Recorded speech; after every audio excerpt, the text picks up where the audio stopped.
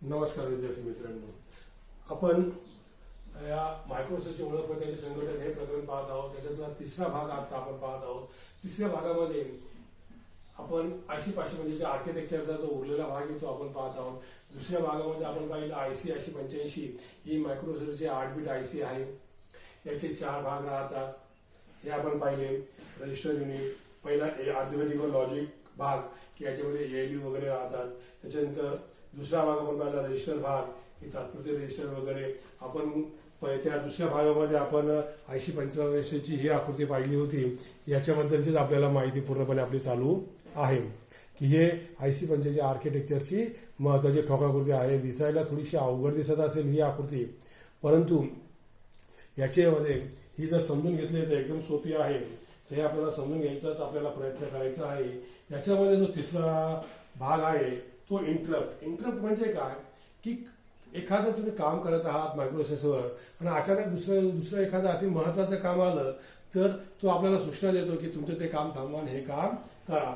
तर हे इंटरप्ट नियंत्रण विभाग कोणतं काम किती तातडीचं आहे, लवकर करायचं आहे, त्याची प्रायोरिटी काय आहे, त्यावरून याच्यामध्ये 5 इंटरप्ट आहे. त्या इंटरप्टचा आहे याच्यामध्ये RST 7.5, RST 6.5, RST 5.5 आणि इंटरप्ट आणि ट्रॅप असे 5 भाग आहे. आणि हे 5 भागामध्ये त्या इंटरप्टमध्ये ट्रॅप हा सर्वात म्हणजे अति याचा आहे की तो आला की सगळं आपलं काम थांबवून तो त्याचं काम चालू करू शकतो. याच्यामध्ये पहिले 4 आहेत इंटरप्ट, RST 7.5, 6.5, 5.5 हे मास्केबल इंटरप्ट आहे आणि ट्रॅप भाग आहे नॉन मास्केबल इंटरप्ट आहे. तर त्याच्याबद्दलची माहिती आपल्याला याच्यामध्ये आता या भागात द्यायची आहे. आणि एक्सेल इनपुट आउटपुट आणि नियंत्रक विभाग याच्याबद्दलची आपल्याला माहिती द्यायची. याच्यामध्ये सूचना रजिस्टर असतात, डिकोडर असतो. कारण की जो आपण प्रोग्राम लिहितो ज्या सूचना असतात त्या सूचना रजिस्टरमध्ये येतात. डिकोडर त्या डिकोड केल्याशिवाय त्या मायक्रोसॉफ्टला समजणार नाही. त्या सूचना रजिस्टरवर डिकोडर आणि या सर्व कार्य करण्यासाठी इनपुट आउटपुट मेमरी आणि ALU यांच्यासह काही टायमिंग आणि नियंत्रक युनिट हे महत्वाचं आहे. याच्याबद्दलची माहिती याच्यात घ्यायची. याच्यामध्ये इनपुट आउटपुट किंवा मेमरीमधून रीड करायचं, मेमरीमध्ये राईट करायचं, hold acknowledgement, reset signal, reset out असे विविध आपल्याला टायमिंग आणि नियंत्रक सिग्नल निर्माण होतात. त्या नियंत्रक कंट्रोल करावं लागतात. प्रत्येक कंट्रोलिंग सायकल प्रत्येक कार्यावर नियंत्रण करण्यासाठी आपल्याला टायमिंग व नियंत्रक युनिट आहे. तर अशा प्रकारे IC 85च्या आर्किटेक्चरमध्ये आपण 2 भागामध्ये याचं पूर्ण आर्किटेक्चर आपण पाहिलं. याच्यामध्ये म्हणजे आपल्याला नियंत्रण समजून घ्यायचं आहे की याच्यामध्ये आपण सर्व याच्या 85चे सर्व ठोकळाकृती आपण डिटेलमध्ये आपण पाहिली आहे. तर या भागामध्ये आपण जो 85चा जो उरलेला जो भाग आहे तो आपण समजून घेणार आहोत. तर आता ह्या नोट्स तुम्ही व्यवस्थित डिटेलमध्ये व्यवस्थित व्हिडिओ पॉज करून तुम्ही ह्या नोट्स काय करायचे आहे लिहून घ्यायचं आहे. नाही समजलं तर विचारायचं आहे.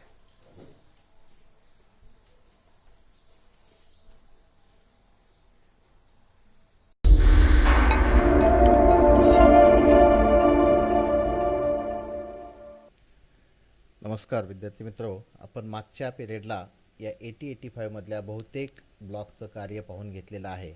आता या ठिकाणी जे राहिलेलं विभाग आहेत ते म्हणजे पहिला विभाग आहे स्टॅक पॉइंटर. हा स्टॅक कशाला म्हणतो आपण या अगोदर हे समजून घ्या. याचं महत्त्व खूप आहे प्रोग्रॅमिंगमध्ये. स्टॅक पॉइंटर अतिशय महत्त्वाचा आहे. स्टॅक पॉइंटर हा लास्ट ॲड्रेस लक्षात ठेवण्याचं काम करतो. फक्त लास्ट ॲड्रेस, शेवटचा ॲड्रेस एकच.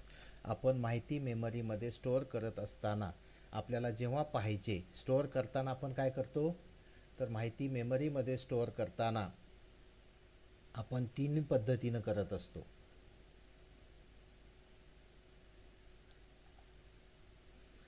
तर स्टॅक हा लिफो टेक्निकवर काम करतो. लिफो काय आहे? Last in first out. Last in first out का बरं? तर आपण व्हॉट्सअप हा एक प्रोग्राम घेतला. त्या व्हॉट्सअपवर काही मेसेजेस आले. मेसेजेस येत असताना तुम्हाला जेव्हा तुम्ही ते पाहायला घ्याल तेव्हा सगळ्यात पहिला मेसेज कुठला दिसतो? सगळ्यात टॉपला तर शेवटी आलेला मेसेज दिसतो, म्हणजे लास्ट इन फर्स्ट आउट. समजा हा कंटेनर आहे. या कंटेनरमध्ये मला काही वस्तू ठेवायच्यात, पुस्तकं ठेवायची, रॅक. हे पहिलं पुस्तक ठेवलं, हे दुसरं ठेवलं, हे तिसरं ठेवलं, हे चौथं ठेवलं, हे पाचवं ठेवलं. आता याच्यातून मला जर बाहेर काढायचं असेल तर पहिल्यांदा मला हे पाचवंच बाहेर काढावं लागेल, कारण हा बाहेर काढावा लागेल. मग त्यावेळी जो ॲड्रेस, आता हा ॲड्रेस इथं जो आहे तो लक्षात ठेवण्याचं काम कुठं असतं, या स्टॅक पॉइंटर या रजिस्टरचं असतं. हा सुद्धा 16 बिट रजिस्टर आहे. इथला ॲड्रेस लक्षात ठेवण्याचं काम, लास्ट ॲड्रेस हा या ठिकाणी लक्षात असतो. आणि त्यानंतर एकदा लास्ट ॲड्रेस समजला की मग इथून तो काय करत जातो, खाली डिक्रिमेंट होत जातो. वर येताना इन्क्रीमेंट, वर येताना डिक्रिमेंट होत येतो, खाली येत जाताना इन्क्रीज होत जातो. तर या पद्धतीनं हा रजिस्टर कार्य करत असतो. आता आपण जो डाटा आहे, जनरल पर्पज रजिस्टरमधला जो डाटा आहे तो मेमरी जिथं जागा असेल तिथं स्टोअर करू शकतो. त्याला स्ट्रक्चर्ड फॉर्म म्हणतो. जनरल पर्पज रजिस्टर म्हणजे जे BCDEHL याच्यामध्ये आपण डाटा स्टोअर करू शकतो. तिथं कमी डाटा बसणार आहे, कारण 6च रजिस्टर आहेत. त्याच्यानंतर मेमरीमध्ये दोन पद्धतीनं, एक जिथं जागा असेल तिथं, जसं की आपण आपल्या फाईल सेव्ह करतो, त्या फाईल कुठं सेव्ह होतात, जिथं जागा असेल तिथं सेव्ह होतात. कॉम्प्युटरमध्ये आपण एखादी फाईल तयार केली, ती सेव्ह म्हटलं की तिला आपण काय देतो, नेम देतो. ती ॲड्रेस असतो ॲक्च्युली. तो ॲड्रेस जिथं जागा असेल तिथं जातो आणि त्या जेव्हा आपण ओपन करतो तेव्हा तो ॲड्रेस सांगितल्याशिवाय ती फाईल ओपन करता येत नाही. पुन्हा स्ट्रक्चर्ड फॉर्ममध्ये आपण डाटा स्टोअर करू शकतो. जे प्रोग्रॅम्स असतात ते स्ट्रक्चर्ड फॉर्ममध्ये असतात. आता स्ट्रक्चर्ड फॉर्ममध्ये पुन्हा दोन प्रकार आहेत, एक आहे क्यूब आणि एक आहे स्टॅक. तर क्यूब फॉर्मॅट म्हणजे काय, तर क्यूब फॉर्मॅट म्हणजे लाईनचा फॉर्मॅट आहे. पहा, डाटा स्ट्रक्चर्ड फॉर्मॅटमध्ये ठेवण्याच्या दोन पद्धती आहेत, एक आहे क्यूब फॉर्मॅट आणि दुसरा आहे स्टॅक फॉर्मॅट. आता क्यूब फॉर्मॅटमध्ये काय, तर आपण ओळ लावतो, पहिला आला, दुसरा आला, तिसरा आला, चौथा आला आणि पाचवा आला, हे ओळीनं आले, इन झाले समजा. त्याच्यानंतर हा गेला, हा गेला, हा गेला, हा गेला, हा गेला, म्हणजे इन आणि आउट. तर या ठिकाणी दोन ॲड्रेस तुम्हाला लक्षात ठेवावे लागतात, एक आतमध्ये आलेला आणि एक गेलेला.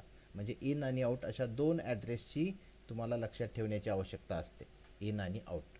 पण स्टॅक जो आहे, हा स्टॅक फॉर्मॅट फक्त एकच ॲड्रेस जर तुम्ही लक्षात ठेवला आणि तो लक्षात ठेवण्याचं काम कोण करतो, हा स्टॅक पॉइंटर करतो. एकदा ह्याला हा ॲड्रेस समजला की तिथून पुढं तो खाली येईल किंवा वर जाईल. इन झाला तर खाली येईल, वर झाला तर इन झाला तर वर जाईल, खाली आला तर आउट होईल, म्हणजे खाली सरकेल. या पद्धतीनं दोन ऑपरेशन्सच्या वेळी हा स्टॅक पॉइंटर वापरला जातो. त्या ऑपरेशनला म्हणतात पुश आणि पॉप. आता पुश आणि पॉप काय आहे ते आपण पाहूया, की त्याची गरज काय, कुठं लागते ते आपण पाहूया. हे पहा, आता ह्या मायक्रोप्रोसेसरमधला हा स्टॅक पॉइंटर विभाग आहे. याच्यामध्ये आता सध्या जो ॲड्रेस असणार आहे तो 2005 असणार आहे, कारण डाटा इथं आहे 4321 या पद्धतीनं डाटा आपण काही असू शकतो हेक्साडेसिमलमधला, तो डाटा या ठिकाणी आहे. पण या मेमरी स्टॅक पॉइंटरवर फक्त एकच ॲड्रेस आहे, तो म्हणजे 2005.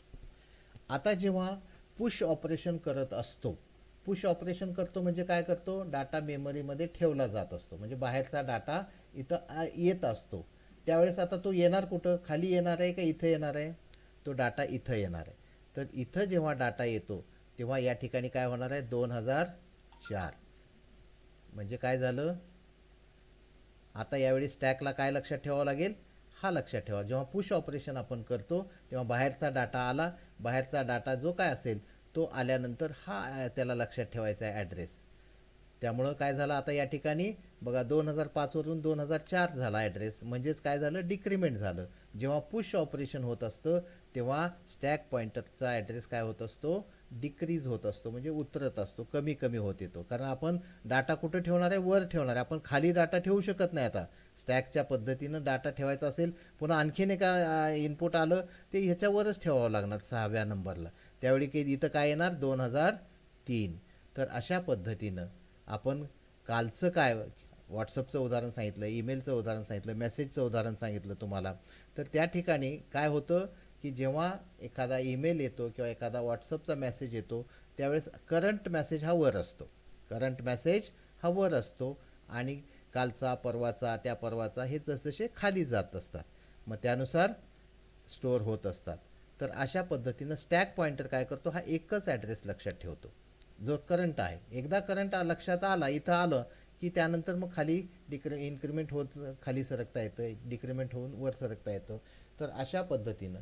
आता दुसरं आपण समजा पॉप काय, की जेव्हा हा डाटा आपण बाहेर काढून घेतो, आउटपुट डिव्हायसेसकडे पाठवून देतो, ह्याचं काही काम राहत नाही. जेव्हा हा निघून जातो तेव्हा काय होणार, स्टॅक खाली येणार.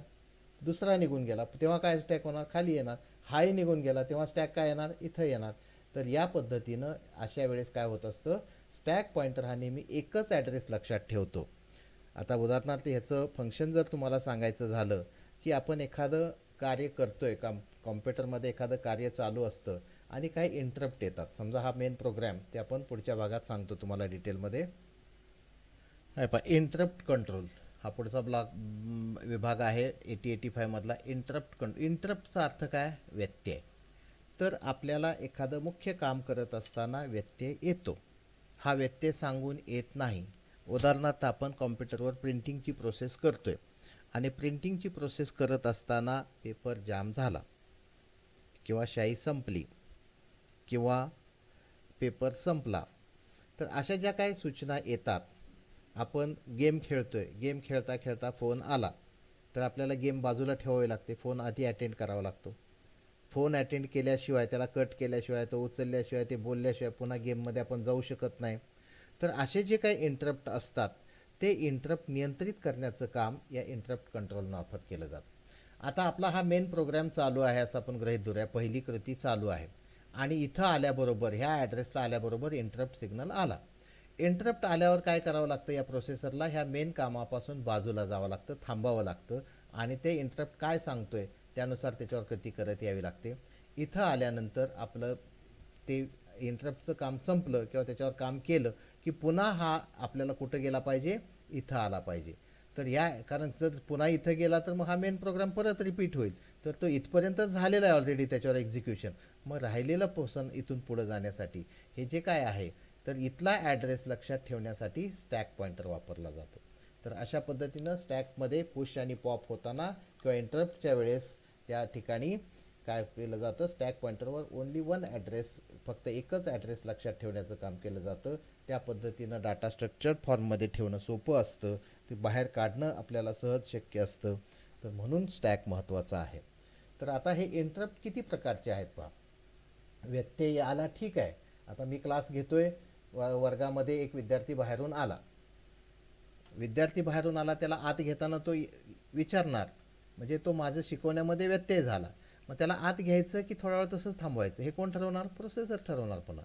तर असे काही इंटरप्ट आहेत की त्याच्यावर आधी त्याच्यावर कारवाई केली पाहिजे, मगच तुम्हाला मेन काम करावं लागेल. उदाहरणार्थ विद्यार्थी आला, त्याला मी त्याच्याकडे लक्षच नाही दिलं आणि त्याच्याऐवजी विद्यार्थ्याऐवजी प्राचार्य आले आणि त्यांनी विचारलं, तर मला हे बाकीचं सगळं बाजूला ठेवून काय करावं लागेल, त्यांना अगोदर त्यांच्या सूचनेकडे लक्ष द्यावं लागेल.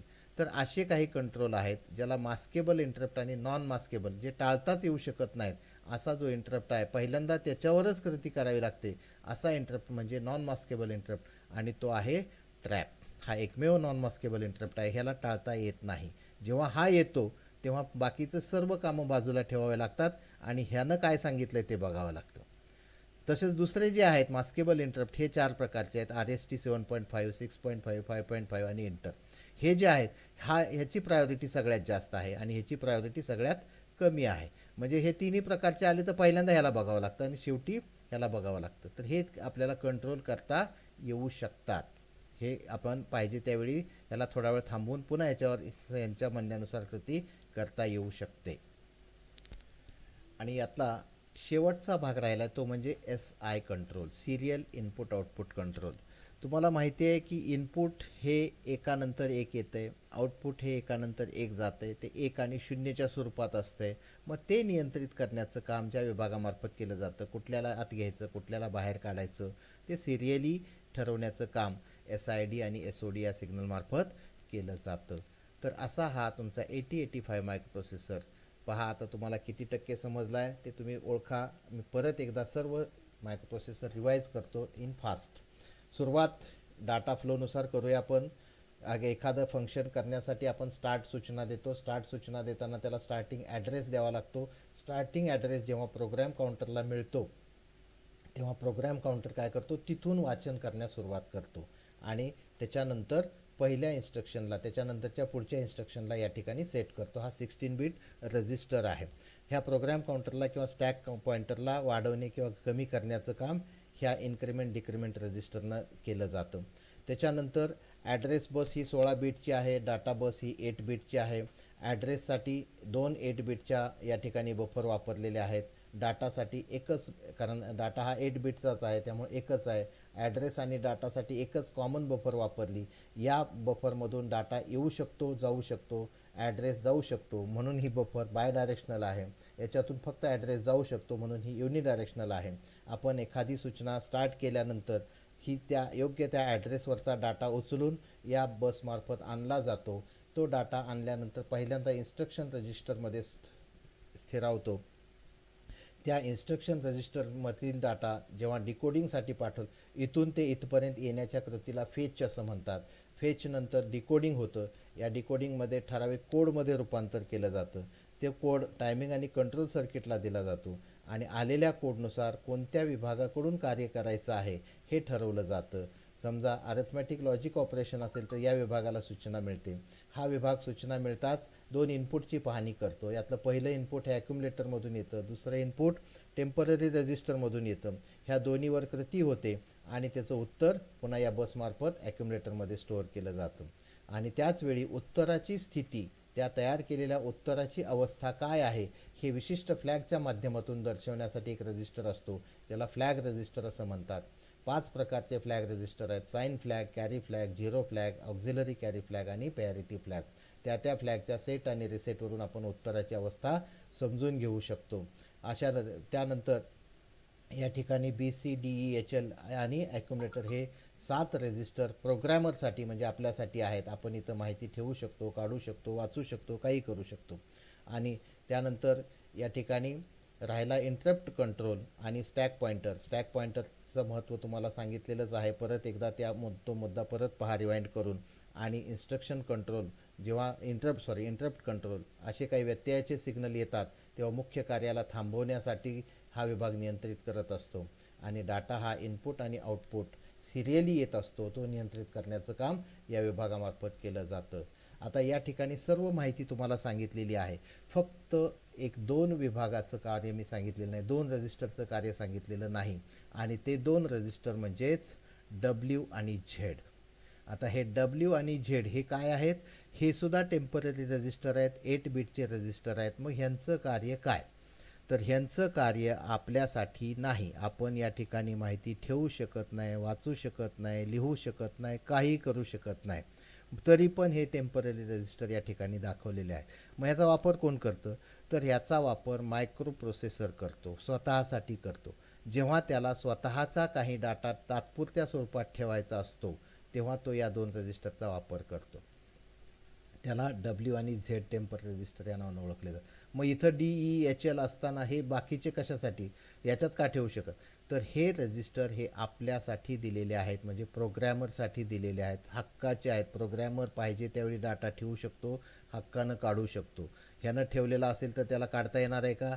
नाही. म्हणून प्रोग्रॅमर हा स्वतःसाठी हे 7 रजिस्टर दिलेले आहेत. आणि हे 2 रजिस्टर त्या मायक्रो प्रोसेसर स्वतः वापरत असतो. एक उदाहरण आहे, अनेक उदाहरणामध्ये त्याचा वापर केला जातो. उदाहरणार्थ तुम्हाला सांगायचं झालं तर कॉल आहे, जंप आहे, त्याच्यानंतर रोटेट आहे. तर अशा वेळेस आपल्याला या रजिस्टरचा वापर मायक्रोप्रोसेसरकडून करावा लागतो किंवा केला जात असतो. उदाहरणार्थ आपण काय करूया, तर उदाहरणार्थ आपण पाहूया एक्सचेंज. तर एक्सचेंजचा प्रोग्राम करत असताना आपण काय करतो की हा एक रजिस्टर आहे B आणि हा एक रजिस्टर आहे समजा H. याच्यातला माहिती, इथं एक डाटा आहे, इथं एक डाटा आहे, एक्सचेंज करायचं आहे. एक्सचेंज करायचा म्हणजे B मधला H मध्ये घालायचा आहे किंवा H मधला B मध्ये आणायचं. याला आपण एक्सचेंज असं म्हणतो, आदला बदली. तर ही आदला बदलीची प्रोसेस करत असताना, आदला बदली करताना इथला इथं गेला पाहिजे आणि इथला इथं आला पाहिजे. डाटा इथंही आहे, इथंही आहे, इथंही 8 बिट आहे, इथंही 8 बिट आहे. मग अगोदर सुरुवात करताना इथला इकडं घालण्यासाठी ह्याला रिकामं करावं लागेल किंवा इथला इकडं घालण्यासाठी ह्याला रिकामं करावं लागेल. हा रिकामा झाला तरच हा तिथं येऊन बसणार आहे. जर हा रिकामा नसेल तर हा डाटा इथं कसा बसेल? मग त्यासाठी त्यावेळेस त्या कृतीला एक्सचेंजच्या ज्यावेळेस आपण कृती करत असतो त्यावेळेस प्रोसेसर काय करतो की एका रजिस्टरमधला डाटा हा रजिस्टरमधला डाटा काढतो, तो डब्ल्यू किंवा झेडमध्ये शिफ्ट करतो आणि मग आता हा रिकामा झाला, मग इथला बी मधला इकडं आणतो, इथला इथं गेल्यामुळं हा रिकामा झाला, मग हा इथला डाटा इथं आणतो. अशा पद्धतीनं तो काय करतो, एक्सचेंजची कृती करत असतो आणि त्यावेळेस त्याला लागणारा टेम्पररी रजिस्टर जो आहे तो इकडचा वापरतो आणि ते म्हणजे डब्ल्यू आणि झेड किंवा 16 बिटचा डाटा जेव्हा असतो तेव्हा या पेअरमध्ये तो वापरू शकतो डब्ल्यू झेड. तर अशा पद्धतीनं ह्या डब्ल्यू झेडचं फंक्शन आहे. हा आपल्यासाठी नाही, हा मायक्रोप्रोसेसर स्वतःसाठी टेम्पररी रजिस्टर म्हणून याचा वापर करत असतो. यानंतर पुढच्या भागामध्ये आता आकृती काढताना सुरुवात करताना या ठिकाणी एकदा जर तुम्ही लक्षात आणलं, डोळ्यात तुमची ही आकृती बसवून घेतली, डाटाचा फ्लो माहिती करून घेतला, कसा डाटा येतो, कुठं जातो, कोणती कृती पहिल्यांदा होते, तर आपण ही डायग्रॅमसुद्धा काढू शकतो. आता याच्या ज्या आपल्याला पिन्स पाहायच्या आहेत, ह्या बाहेर आलेल्या ह्या सगळ्या काय आहेत? इनपुट आउटपुट पिन्स आहेत. तर ह्या पिन्स आपल्याला पुढच्या भागामध्ये पाहायच्या आहेत, म्हणजेच पिन डायग्रॅम ऑफ 8085. आपण आत्ता पाहिली आतली डायग्रॅम, आतमध्ये काय काय आहे. आता बाहेर काय काय जातंय आणि काय काय आतमध्ये येतंय ते पाहण्यासाठी पिन डायग्रॅमचा आपल्याला अभ्यास करायचा आहे. परंतु पिन डायग्रॅम समजण्यापूर्वी ह्या दोन्ही व्हिडिओ, अगोदरची व्हिडिओ इंट्रोडक्शनची आणि 8085ची, ह्या दोन्ही व्हिडिओ तुम्हाला व्यवस्थित समजून घ्या, पुन्हा पुन्हा पहा, तुम्हाला एकदा क्लिअर होतील. काही अडचणी असतील तर कॉन्टॅक्ट करा. Okay, thank you.